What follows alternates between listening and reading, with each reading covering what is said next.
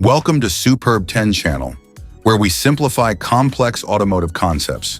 In today's video, we'll break down the different four-wheel drive modes, L2, L4, H2, and H4, so you know exactly when and how to use them. Plus, we'll explain automatic transmission gears to help you understand what's happening inside your vehicle when you shift gears. If you find this video helpful, don't forget to like, subscribe, and turn on notifications for more car-related content. Let's get started. Section 1. Understanding four-wheel drive modes.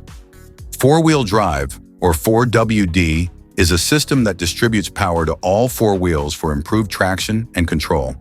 But not all four-wheel drive modes are the same. Let's break them down one by one. H2 mode, two-wheel drive, high range. H2, or High 2 WD, is your standard driving mode for everyday road conditions. It sends power only to the rear wheels, improving fuel efficiency and ensuring a smooth ride on paved roads. Use this mode for highway driving and city commuting. H4 mode, four-wheel drive, high range. H4, or High 4 WD, is designed for slippery conditions like rain, light snow, and gravel roads. In this mode, power is sent to all four wheels, providing better traction. Engage H4 when driving on uneven or loose surfaces where extra grip is needed. L4, mode four-wheel drive, low range. L4, or Low 4WD, is used for extreme off-road situations. Think deep mud, steep hills, rocky trails, or sand dunes.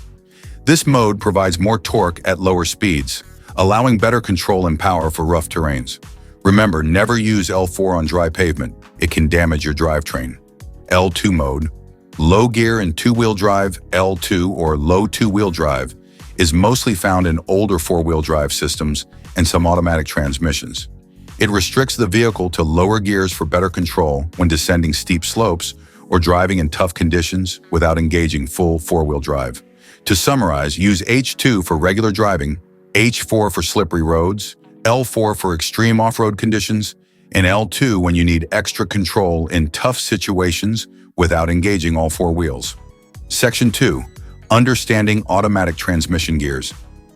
Now that we understand four-wheel drive modes, let's break down automatic transmission gears.